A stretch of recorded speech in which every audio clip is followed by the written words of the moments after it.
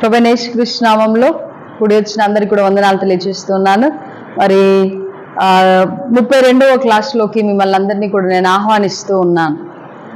Okay, ఈ రోజున మనము పోయిన క్లాస్లో అపోస్తుల కార్యముల గ్రంథం యొక్క పరిచయము నేర్చుకున్నాము. అంటే గ్రంథకర్త ఎవరు, ఈ గ్రంథమును ఎవరికి రాశారు, మరి గ్రంథంలో చెప్పబడినటువంటి విషయాలు దేని గురించి చెప్పబడ్డాయి, అలాగే అలా ఇంకా కొన్ని విషయాలు మనము పరిచయ రూపకంగా పోయిన క్లాస్లో నేర్చుకున్నాము, 31వ క్లాస్లో.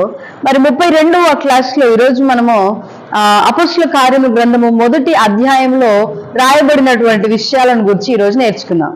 ఓకే, 1వ అధ్యాయంలో రాయబడినటువంటి విషయాలు, ఆ చరిత్రకు సంబంధించినటువంటి కొన్ని విషయాలు మనం నేర్చుకుందాం. అందరూ కూడా మీ పరిశుద్ధ గ్రంథములను గనక తెరిచినట్లయితే అపోస్తుల కార్యముల గ్రంథం 1వ అధ్యాయంలో మనము 4 భాగాలుగా 1వ అధ్యాయాన్ని మనం విభజించవచ్చు. మొదటి భాగంలో ఏమో యేసుక్రీస్తు ప్రభుల వారు ఆరోహణమైన విధానము, 2వ భాగంలో యెరూషలేములో వారు కనిపెట్టుకున్న విధానము, అలాగే 3వ భాగంలో యూదా ఇస్కరియోతు గురించి, అలాగే 4వ భాగంలో 12 మంది శిష్యుల గురించి మనము తెలుసుకుంటాం. సో ఈ విధంగా 1వ అధ్యాయాన్ని మనము 4 భాగాలుగా విభజించి చూడవచ్చు. సో మనం చూస్తాము, గ్రంథకర్త అయినటువంటి లూకా గారు యేసుక్రీస్తు ప్రభుల వారి ఎక్కడైతే లూకా సువార్తను ముగించాడో, ఎక్కడైతే యేసుక్రీస్తు ప్రభుల వారి గురించి లూకా సువార్తలో ముగించాడో, తిరిగి అపోస్తుల కార్యంలో మరలా అక్కడి నుండి ఆరంభిస్తున్నారు. యేసయ్య తిరిగి లేవడం గురించి, 3వ రోజున పునరుద్ధానుడైన సంగతిని గురించి లూకా గారు ముగించినట్టుగా మనం చూస్తాం లూకా సువార్తలో. అయితే అపోస్తుల కార్యాలు మొట్టమొదటిగా ఏం రాస్తున్నాడంటే యేసయ్య ఆరోహణమైన సంగతిని గురించి రాస్తున్నట్టుగా మనం చూస్తూ ఉన్నాం. ఇక్కడ చూసినట్లయితే ఏమని రాయబడింది, అపోస్తుల కార్యం గ్రంథం 1వ అధ్యాయం 1 నుండి 5 వచనాల్లో మనము చూస్తాము. యేసుక్రీస్తు ప్రభుల వారు ఆయన శ్రమపడిన తరువాత 40 దినముల వరకు వారికి అగపడుచు దేవుని రాజ్య విషయం గురించి బోధించు అనేక రుజువులను వారికి చూపి తను తాను సజీవులుగా కనపరుచుకొనెను. చూసారా, ఎన్ని రోజుల వరకు యేసుక్రీస్తు ప్రభుల వారు పునరుద్ధానుడైన తర్వాత భూమి మీద సంచరించినట్టుగా చెప్తా ఉంది? 40 రోజుల వరకు యేసుక్రీస్తు ప్రభుల వారు తను తాను సజీవులుగా అనేకులకు చెప్పుకున్నట్టుగాను, అలాగే అనేకులకు రుజువు పరుచుకున్నట్టుగాను, ప్రమాణాలను చూపించినట్టుగాను, రుజువు చేసుకున్నట్టుగాను, తను తాను సజీవులుగా ఆ లోకమునకు కనపరిచినట్టుగాను మనం చూస్తూ ఉన్నాం. ఎన్ని రోజులు పునరుద్ధానుడైన తర్వాత యేసయ్య ఎన్ని రోజులు ఉన్నాడు భూమి మీద? 40 రోజులు ఉన్నట్టుగా మనం చూస్తాం. ఒకసారి మీ గ్రంథంలో తెరిచినట్లయితే కొరింథీయులకు రాసిన మొదటి పత్రికను మనం చూద్దాము. అక్కడ స్పష్టంగా కొన్ని విషయాలను అపోస్తులుడైన పౌలు పొందుపరిచినట్టుగా మనం చూస్తాము. అపోస్తులైన పౌలు రాసినటువంటి కొరింథీయులకు రాసిన మొదటి పత్రిక 15వ అధ్యాయము 3వ వచనం నుండి మనము చూస్తాం.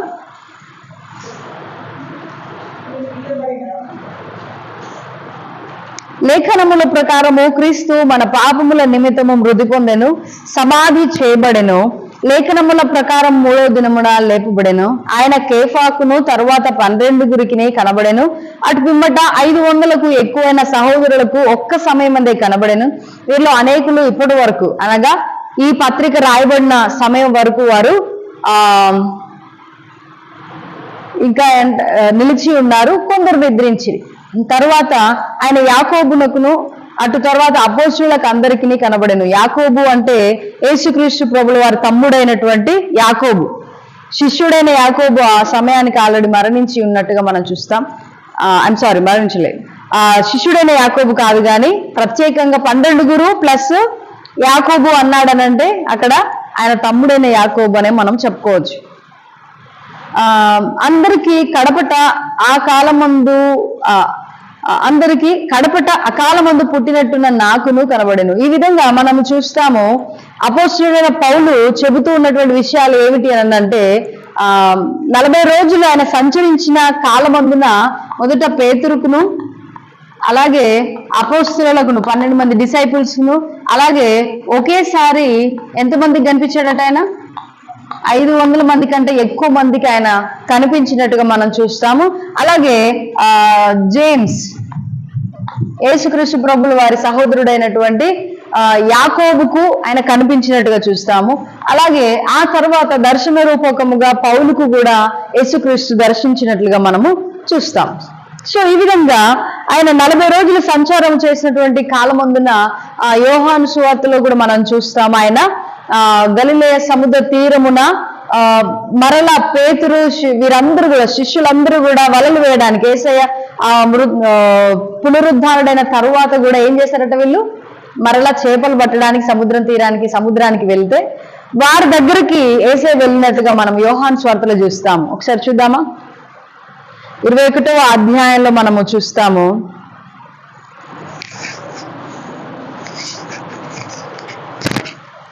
అటు తరువాత యేసు తిబెరయ సముద్ర తీరమున శిష్యులకు మరల తన్ను ప్రత్యక్షపరచుకునేను. ఓకేనా? ఆయన 12 మంది శిష్యులకు ఎక్కడ కనపరుచుకున్నాడంట?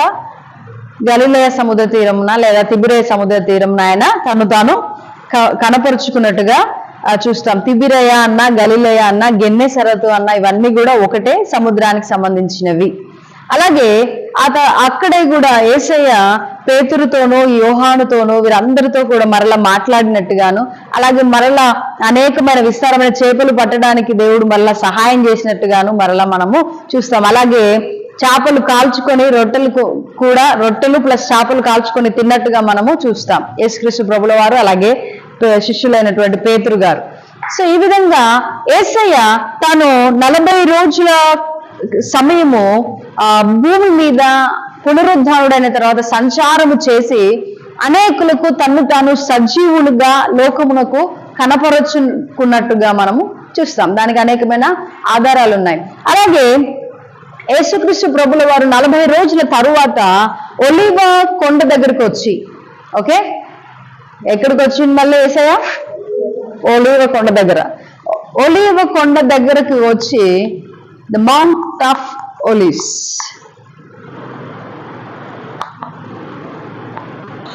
ఒలీవల కొండ దగ్గరకు వచ్చి అక్కడ నుండి యేసుక్రీస్తు ప్రభుల వారు ఆరోహణమైనట్టుగా మనము చూస్తూ ఉన్నాం. ఎక్కడికి వచ్చి ఆయన ఆరోహణమయ్యాడు?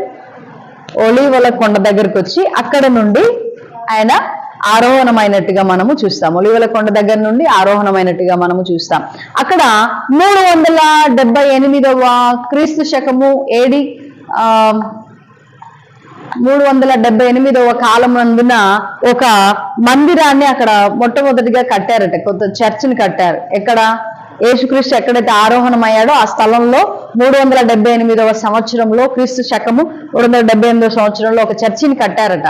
కానీ తర్వాత కాలంలో మరలా దాన్ని అనేక సార్లు కూల్చారట, మరలా కట్టారట, కట్టారు. ఈ విధంగా రకరకాలైన ప్రజలు కూల్చడము మరలా కట్టడము ఇప్పటికి కూడా ఆ ప్రాంతము సందర్శనార్థమై అందరి కోసము ఉంది. మనం అక్కడికి వెళ్ళినప్పుడు చూడవచ్చు యేసుక్రీస్తు ఆరోహణమైనటువంటి స్థలాన్ని మనం ఇప్పటికీ కూడా చూడవచ్చు. యేసుక్రీస్తు ప్రభుల వారు ఒలీవల కొండ దగ్గర నుండి ఆరోహణమైనట్టుగా మనము చూస్తా ఉన్నాం.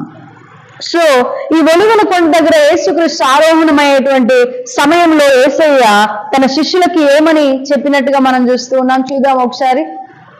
అపొస్తలుల కార్యముల గ్రంథము 1వ అధ్యాయము 6, 7, 8 వచనాల్లో మనం చూస్తాం. కాబట్టి వారు కూడి వచ్చినప్పుడు, ప్రభువా, ఈ కాలమందు ఇశ్రాయేలుకు రాజ్యమును మరలా అనుగ్రహించదవా అని ఆయనను అడగగా, ఆయన కాలములను సమయములను తండ్రి తన స్వాధీనం అందించుకొని ఉన్నాడు, వాటిని తెలుసుకుంటాం మీ పని కాదు. ఆయనను పరిశుద్ధాత్మ మీ మీదికి వచ్చున్నప్పుడు మీరు శక్తి నొందెదరు గనక మీరు యెరూషలేములోను యూదయ సమరయ దేశముల అందంతటను భూదిగంతముల వరకును నాకు సాక్షులై ఉందురని వారితో చెప్పాను. ఈ మాటలు చెప్పి వారు చూచుండగా ఆయన ఆరోహణమాయను. అప్పుడు వారి కనులకు కనబడకుండా ఒక మేఘము ఆయనను కొనిపోయాను. ఆయన వెళ్ళుచుండగా వారు ఆకాశం వైపు తేరి చూచుండిరి. ఇదిగో తెల్లని వస్త్రములు ధరించుకున్న 2 మనుషులు వారి యొద్ద నిలిచి, గలిలయ మనుషులారా, మీరెందుకు నిలిచి ఆకాశం వైపు చూచున్నారు? మీ యొద్ద నుండి పరలోకమునకు చేర్చబడిన ఈ యేసే ఏ రీతిగా పరలోకమునకు వెళ్ళుట మీరు చూచితిరో ఆ రీతిగానే ఆయన తిరిగి వచ్చునని వారితో చెప్పిరి. యేసుక్రీస్తు ప్రభులు వారు ఒలీవల కొండ దగ్గర ఏమని చెప్తున్నాడంటే, ఇదిగో మీరు నాకు సాక్షులై ఉండండి అని చెప్తూ ఉన్నాడు. మొదటిగా మీరు పరిశుద్ధాత్మ కొరకు ఎదురు చూడండి. రెండవదిగా పరిశుద్ధాత్మను పొందుకున్న తర్వాత మీరు నాకు సాక్షులై ఉండమని తన శిష్యులతో యేసుక్రీస్తు ప్రభులు వారు చెప్పినట్టుగా చూస్తాం. ఓకే, ఏమని చెప్పాడు యేసయ్య? తను ఆరోహణం అవడానికంటే ముందు, పరలోక రాజ్యానికి తిరిగి వెళ్ళడానికంటే ముందు ఏమని చెప్పాడు? మొదటిది పరిశుద్ధాత్మ కొరకు వేచి చూడండి, రెండవది సాక్షులై ఉండండి. ఓకేనా? ఈ 2 మాటలు మనం చెప్తాం. శిలువ మీద పలికినటువంటి 7 మాటలు ఎంత ప్రాముఖ్యమైనవిగా క్రైస్తవ లోకం అంతా ఎంచుకుంటుందో, అలాగే యేసుక్రీస్తు ప్రభుల వారు పరలోక రాజ్యానికి వెళ్లే ముందు, ఆరోహణమయ్యే ముందు చెప్పినటువంటి ఈ మాటలు కూడా అంతే ప్రాముఖ్యమైనవి. ప్రతి ఒక్క క్రైస్తవుడికి పరిశుద్ధాత్మ అనుభవం అవసరమో, అలాగే ప్రతి ఒక్క క్రైస్తవుడు సాక్షిగా ఉండడం కూడా అవసరం. హల్లెలూయా, హల్లెలూయా. అందుకే ఏమని రాయబడి ఉందంటే, మా క్లాస్ బుక్ లో మా టీచర్ గారు చెప్తూ ఎంత చక్కటి మాట చెప్పారంటే, మీరు విమోచించబడినది సాక్షులుగా ఉండడానికి. హల్లెలూయా, హల్లెలూయా. ఓకే, మీరు విమోచించబడ్డారు కాబట్టి సాక్ష్యం కాదు, మీరు సాక్ష్యం ఇవ్వడానికే విమోచించబడ్డారు. హల్లెలూయా, హల్లెలూయా. కాబట్టి మనం అందరం కూడా యేసుక్రీస్తు ప్రభుల వారు తాను ఆరోహణమయ్యే ముందు చెప్పినటువంటి ఆ మాటలను పాటించవలసిన వారమై ఉన్నాం. ఓకే, అలాగే యేసుక్రీస్తు ప్రభుల వారు ఇప్పుడు పరలోకానికి తీసుకొని పోబడ్డారు. ఒక మేఘం ఆయనను కమ్ముకొని తీసుకొని వెళ్ళిపోయిందట. ఇక ఆయన మరలా కనిపించలా, మరలా ఆయన శరీరధారిగా కనిపించలేదు. ఓకే, ఒక మేఘం వచ్చేసి తిక్కు మేఘం. మొన్న ఈ మధ్య కాలంలో ఎంత దట్టమైన మంచు పొగ అంటే, పక్కన నిల్చుంటే కింద నుండి కింద నుండే అంత ఇట్లా కదిలిపోతా ఉంది ఒక మంచి ఇలాగ పొగ. అంటే ఒక మేఘము అంత దట్టంగా వ్యాపిస్తే మనుషులు కనబడతారా? మనకి మంచు ఉంటేనే మనుషులు కనబడరు. అలాంటిది ఒక మేఘం, తెల్లటి మేఘం ఆకాశం నుండి దిగి వచ్చి యేసే దగ్గరికి వచ్చేసి ఆయన్ని ఎక్కించుకొని, బండిలాగా ఎక్కించుకొని ఆయన్ని తీసుకుని వెళ్ళిపోయింది. మరలా ఆయన కనిపించలా. హల్లెలూయా. అయితే ఆయన వెళ్ళిన తర్వాతకి అందరూ కూడా ఆకాశం వైపు చూస్తూ ఉన్నారు. ఏసే ఎక్కడ, ఏసే ఎక్కడ, ఏసే ఎక్కడ, ఎక్కడికి వెళ్ళిపోయాడు? ఇప్పటిదాకా మాట్లాడాడు, ఇక్కడే ఉన్నాడు కదా అని చెప్పేసి. రెండవ రాకడ కూడా బహుశా అలాగే ఉంటది కావచ్చు. ఎలా ఉంటది? అప్పటిదాకా మాట్లాడుతూ ఉంటారు, హలో హలో హలో అని మాట్లాడుతూ ఉంటే సడన్ గా ఆ ఫోన్ కింద పడితే ఆ మనిషి మాయమైపోతాడు. రెండవ రాకడ. హల్లెలూయా. ఇప్పటిదాకా ఫోన్ మాట్లాడిన మనిషి ఎక్కడున్నారా అని అందరు వెతుకుతా ఉంటారు కదా. హల్లెలూయా. చూడండి, రెండవ రాకడ కూడా బహుశా అలాగే ఉంటుంది. కనబడం, వెళ్ళిపోతాం కదా. అలాగే యేసయ్య వెళ్ళిన తర్వాతకి అక్కడ కూడి ఉన్నటువంటి ప్రజలందరూ బహుశా 120 మంది. ఎంతమంది? 120 మెంబర్స్. ఓకే, 120 మంది అక్కడ ఎదురు చూస్తూ ఉన్నారు యేసే దగ్గర. అక్కడ ఉన్నారు ఆరోహణమయ్యే సమయానికి. అక్కడ నుండి వారందరూ కూడా ఆకాశం వైపు ఇలాగా తేరు చూస్తూ ఉన్నప్పుడు, అప్పుడప్పుడు విమానం పోతే మనం కూడా ఇట్లా తేరు చూస్తాం కదా సౌండ్ వచ్చినప్పుడల్లా, అలాగే చూస్తూ ఉంటే అక్కడ నుండి 2 దేవదూతలు దిగి వచ్చి ఏమని చెప్తున్నారంట? గలిలే మనుషులారా, మీరు ఎటు చూస్తున్నారు? ఎందుకు చూస్తున్నారయ్యా? ఆయన ఎలాగైతే ఎక్కి వెళ్ళాడో ఆకాశానికి, అలాగే మరలా వస్తాడు అని చెప్పేసి. హల్లెలూయా. అలాగే మరలా ఆయన దిగి వస్తాడు రెండవ రాకడలో అని చెప్పేసి అక్కడున్న మనుషులందరికీ సాక్ష్యము చెప్పినట్లుగా మనము చూస్తూ ఉన్నాం. హల్లెలూయా, హల్లెలూయా. ఇది యేసుక్రీస్తు ప్రభుల వారి ఆరోహణమైనటువంటి విధానము. ఓకే, ఆ తర్వాతకి మనము చూస్తాము యేసయ్య ఏమని చెప్పాడండి?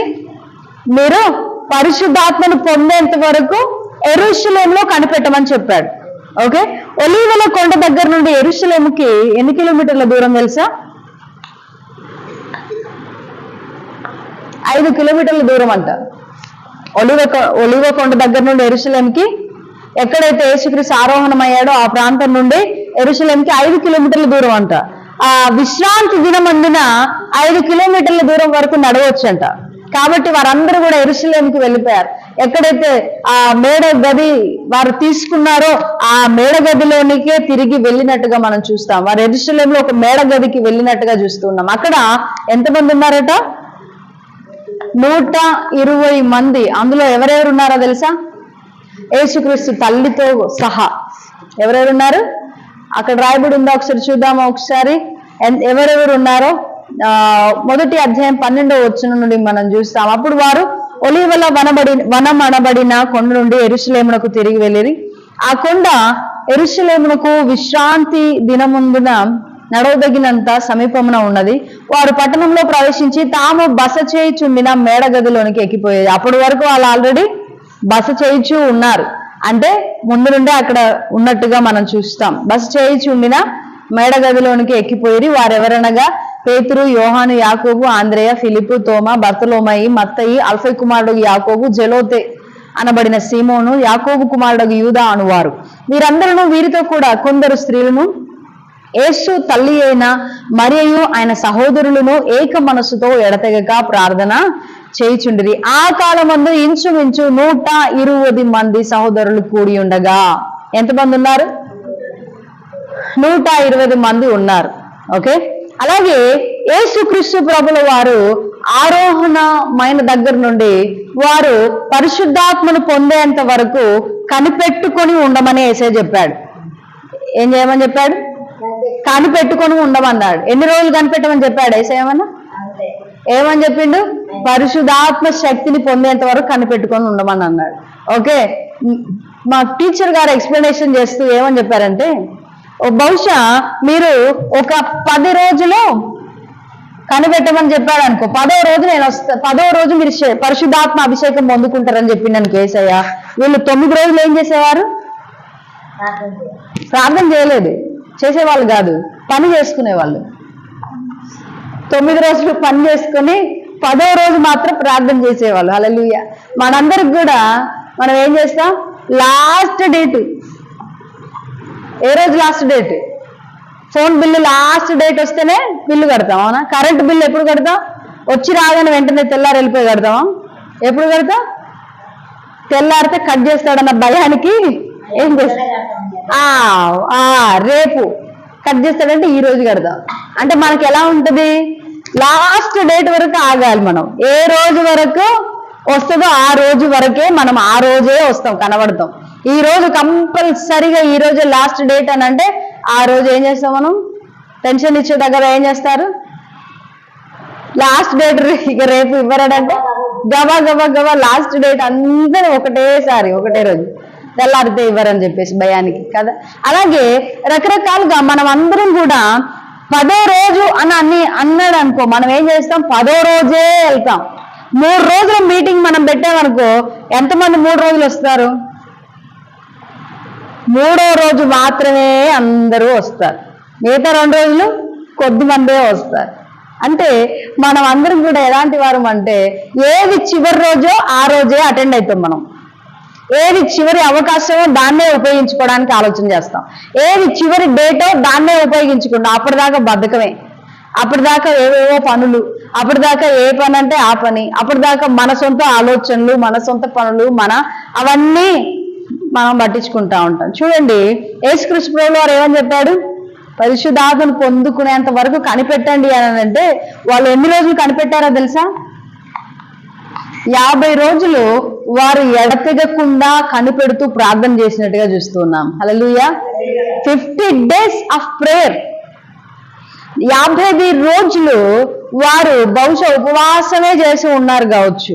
వారు వారి మధ్యలో లేనందువలన బాధలోనో వేదనలోనో, లేదంటే బయటికి వెళ్తే ఎక్కడ చంపేస్తారో అన్న భయంతోనో, లేదంటే ఇంకా అసలు ఎటువంటి ఆలోచన లేదు, కేవలం పరిశుద్ధాత్మ అభిషేకం కోసం దేవుడు వెయిట్ చేయమన్నాడు కాబట్టి మేము వెయిట్ చేసి తీరుతామన్న ఉద్దేశంతో, ఆ పట్టుదలతో, ఆ ఓర్పుతో, ఆ ఓపికతో వారందరూ కూడా 50 రోజుల వరకు ఎదురు చూసినట్టుగా మనం చూస్తున్నాం.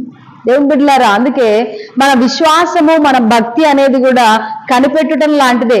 ప్రతిరోజు కూడా మనము భక్తి చేయాల్సి ఉంటుంది. యేసుక్రీస్తు ఫలానా డేటు వస్తాడని చెప్పామనుకో, ఆ రోజే భక్తి ఉంటారు అందరూ.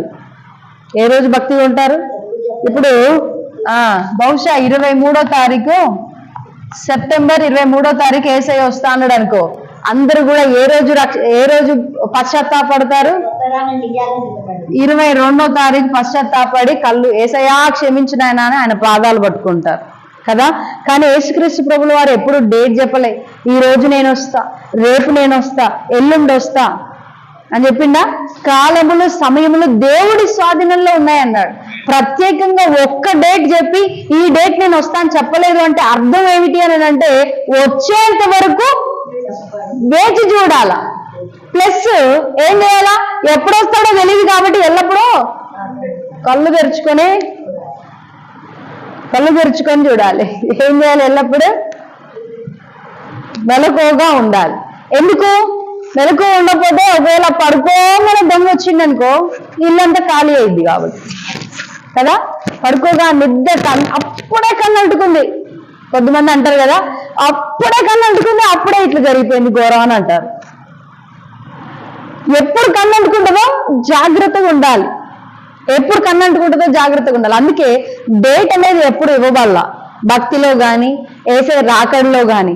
కాబట్టి ప్రతిరోజు మనము జాగ్రత్తగా మెలకువగా కనిపెట్టుకొని భయముతోనూ భక్తితోనూ మన సొంత రక్షణ కొనసాగించినప్పుడే మనం రెండవ రాకడలో ఎత్తబడతాం, లేకపోతే విడవబడతాం. జాగ్రత్త. కాబట్టి వారు ఏం చేశారట? వెయిట్ చేయమనగానే వెంటనే అందరూ కూడా 120 మంది 50 రోజులు పరిశుద్ధాత్మ దేవుడు వారి మధ్యకు దిగి వచ్చేంత వరకు కూడా వారు ఎదురు చూస్తూ ఓపికగా ఎదురు చూస్తున్నట్టుగా, ప్రార్థన చేస్తున్నట్టుగా, ఎడతెగక ప్రార్థన చేస్తున్నట్టుగా మనము చూస్తున్నాం. ఆసక్తిగా వారు ఎంతో ఆసక్తిగా ఎదురు చూసినట్టుగా చూస్తున్నాం. వారు ఎంతో ఆసక్తిగా పరిశుద్ధాత్మ దేవుణ్ణి ఆహ్వానించినట్టుగా మనం చూస్తున్నాం. ఈనాడు ఎంతమందికి పరిశుద్ధాత్మ దేవుని అభిషేకం పొందుకోవాలని ఉంది? పరిశుద్ధాత్మ అభిషేకం పొందుకోవాలన్న ఉంది కదా ఆశ. ఆ ఆశ ఉన్నప్పుడు అంత ఆసక్తిగా ఆహ్వానించడం అనేది అవసరం. భాషలు మాట్లాడే ఆ వరం కావాలంటే అంత ఆసక్తిగా ఆహ్వానించాలి. మనకి స్వస్థత వరం కావాలి అంటే అంత ఆసక్తిగా ఆహ్వానించాలి. మనకు ఏ వరము కావాలన్నా, పరిశుద్ధాత్మ అభిషేకం కావాలనంటే ఆ యొక్క అభిషేకం కొరకు ఆసక్తిగా, ఆనాడు శిష్యులు ఎలాగైతే పరిశుద్ధాత్మ దేవుడి కొరకు ఎదురు చూసి ఆహ్వానించి ఆసక్తిగా ఎలా కనిపెట్టుకుని ఉన్నారో అలాంటి అనుభవంలోనికి వచ్చినప్పుడే మనము నింపబడతాం. హల్లెలూయా. ఒక దైవ సేవకులు నాతో ఇలాగన్నారు, నేను ఒక దయ్యమును వెళ్ళగొట్టే అధికారము లేదా ఒక అధికారమును, ఒక వరమును పొందుకోవడం కొరకు 10 సంవత్సరాల పాటు ప్రార్థనలో పోరాడాను అని అన్నారు. హల్లెలూయా. ఎన్ని సంవత్సరాలు పోరాడానంటే 10 సంవత్సరాల పాటు. ఏ వరము? ఒక వరము పొందుకోవడం కోసం 10 సంవత్సరాలు ఒక వ్యక్తి పట్టుదల కలిగి ప్రార్థన చేసినప్పుడు దేవుడు దాన్ని ఇచ్చాడు. హల్లెలూయా. మనం అంత ఆహ్వానించగలగాలి. దేవుని బిడ్డలారా, మనకు ఆసక్తి ఉన్నప్పుడే మనం నింపబడతాం. అన్నాడు వారు కూడా ఆసక్తి కలిగి దేవుడి కోసం ఎదురు చూసినట్టుగా మనం చూస్తాం. అలాగే మనం ఈరోజు చాలా సమయం చెప్పుకున్నాం అనిపిస్తోంది. మరి ఇంతటితో క్లాస్ ముగించుకుందామా? వచ్చే క్లాసులో ఇస్కరియోతు యోధా గురించి నేర్చుకుందాం. ఇక మనం చూస్తాము 120 మంది ఏం చేశారు? 120 మంది 50 రోజుల పాటు వారు పరిశుద్ధాత్మ కోసం ఎదురు చూసినట్టుగా మనం చూస్తూ ఉన్నాం. తర్వాత యూదా ఇస్కరియోతు గురించి కూడా రాయబడింది. మనము చూస్తాము 15వ అధ్యాయం నుండి చెప్తారనమాట. పేతురు గారు మాట్లాడతారు, ఇదిగో మనము ఇప్పుడు 11 మందిని అయిపోయాం. యేసుక్రీస్తు ఎంతమందిని ఏర్పాటు చేసుకున్నాడు అపోస్తలులుగా? 12 మందిని అపోస్తలులను ఏర్పాటు చేసుకున్నాడు. కానీ యూదా ఇస్కరియోతు ఏం చేశాడట?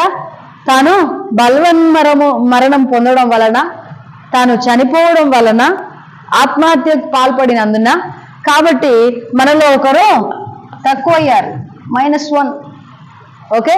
కాబట్టి మనకి ఇప్పుడు ఎవరు కావాలి? ఒక పర్సన్ కావాలి. మనం 12 మంది అపోస్తలులుగా పిలువబడాలి. 11 మంది అపోస్తలులు కాదు.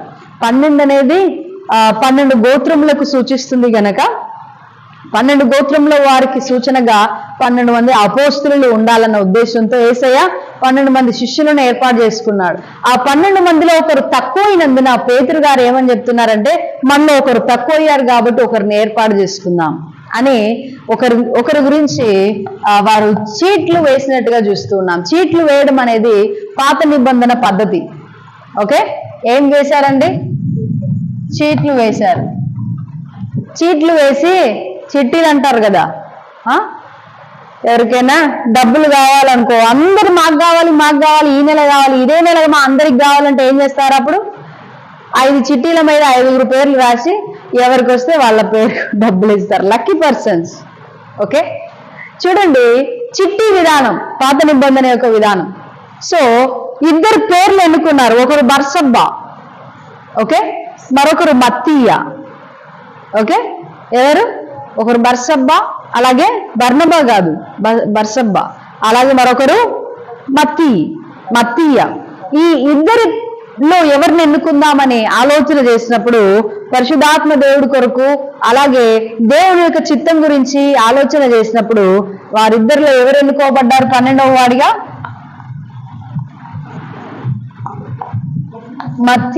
మత్తీయ అనేటువంటి వ్యక్తి ఎన్నుకోబడ్డట్టుగా మనం చూస్తా ఉన్నాం. హల్లెలూయా.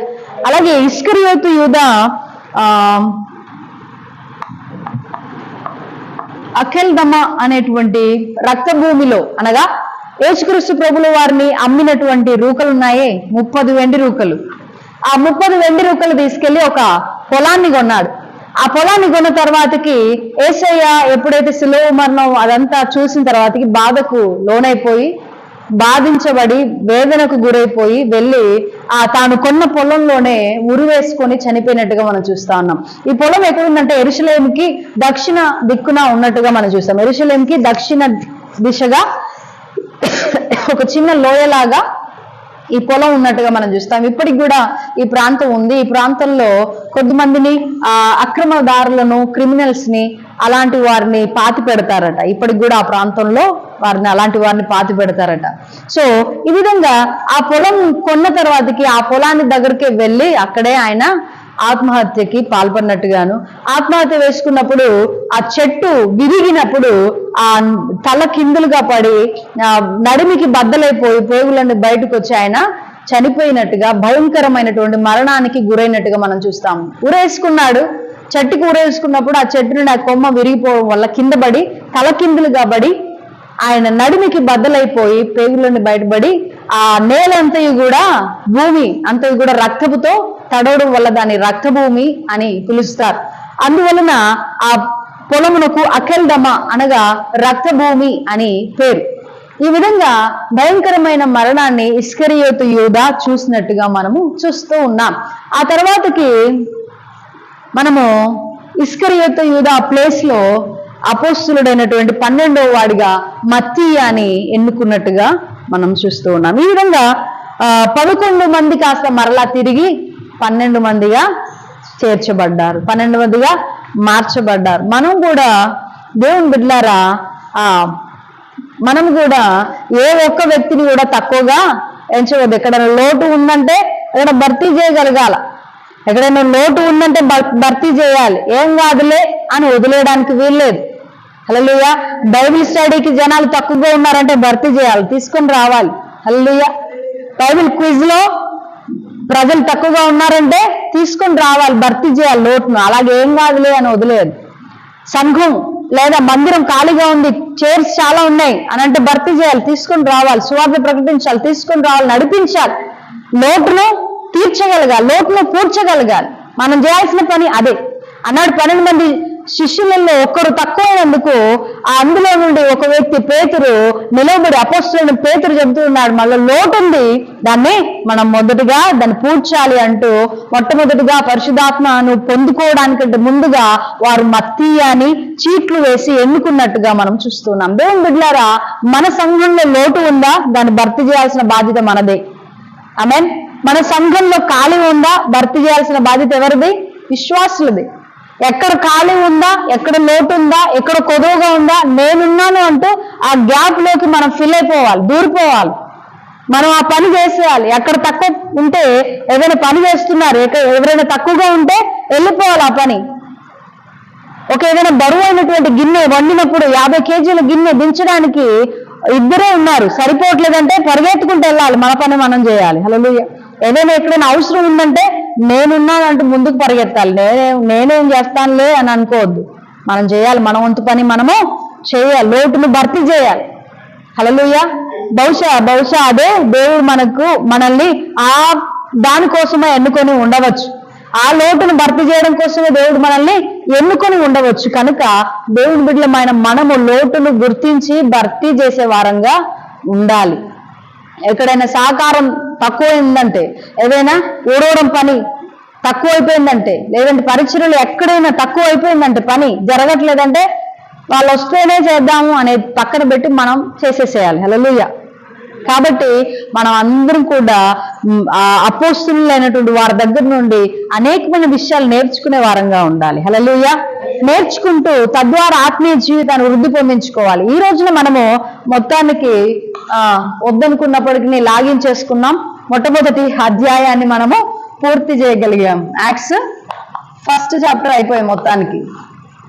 ఓకే, మరి వచ్చే క్లాస్ లో 2వ అధ్యాయం నుండి మరలా తిరిగి మనము మన క్లాస్ ని ఆరంభించుకుందాం. 2వ అధ్యాయంలో జరిగినటువంటి సంగతులు ఏంటి అనేటువంటి విషయాలు వచ్చే క్లాస్ లో నేర్చుకుందాం. ఓకే, ఈ రోజున మనం క్లాస్ లో యేసుక్రీస్తు ప్రభువుల వారి ఆరోహణమైనటువంటి విధానమును గూర్చి, ఆయన ఎక్కడి నుండి ఆరోహణమయ్యాడు, ఎన్ని రోజులు భూమి మీద తిరిగాడు, అలాగే ఎంతమంది కనిపించారనే సంగతులను, అలాగే యెరూషలేములో ఏ విధంగా దేవుని బిడ్డలు శిష్యులైన వారు ఎలా కనిపెట్టుకుని ఉన్నారో, పరిశుద్ధాత్మ దేవుడి కొరకు ఎంతకాలం కనిపెట్టారో, మనం కూడా ఏ విధంగా యేసయ్య కోసం కనిపెట్టుకోవాలో ఆసక్తి కలిగి, అలాగే యూదా ఇస్కరియోతు గురించి కొన్ని విషయాలు, అలాగే మత్తీయ ఏ విధంగా 12వ అపోస్తలుగా ఎంచబడ్డాడో, నిర్ణయించబడ్డాడో అనేటువంటి కొన్ని విషయాలను మనము క్లుప్తంగా నేర్చుకుని ఉన్నాం. దేవుడు మనల్ని అందరినీ దీవించును గాక. ప్రార్థన చేసుకుందాం. మహా గొప్ప దేవుడు యేసయ్యా, తండ్రి నీకు వందనాలు, స్తోత్రాలు ప్రభువా. అయ్యా, ఈ క్లాస్ లో అయా చక్కటి విషయాలు నేర్చుకున్నటకు మీరు మాకు సహాయం చేసినందుకు వందనాలు దేవా. గొప్ప దేవా, అయా తండ్రి, ఇదిగో నీవు ఆనాడు పరలోకంలోకి ఆరోహణం అవుతూ అయా ఇదిగో శక్తి పొందుకొనండి, సాక్షులుగా ఉండండి అని ఎలాగైతే చెప్పావో, మేము కూడా పరిశుద్ధాత్మ అభిషేకమును పొందుకొని అయా నీకు సాక్షి బిడ్డలుగా ఉండుటకు సహాయం చేయండి దేవా. అయా తండ్రి, అలాగే ప్రవ్వా ఆత్మాభిషేకం కొరకు కనిపెట్టుకున్నటకును, ఆసక్తి కలిగి ఉండుటకును నేర్పించండి నాయన.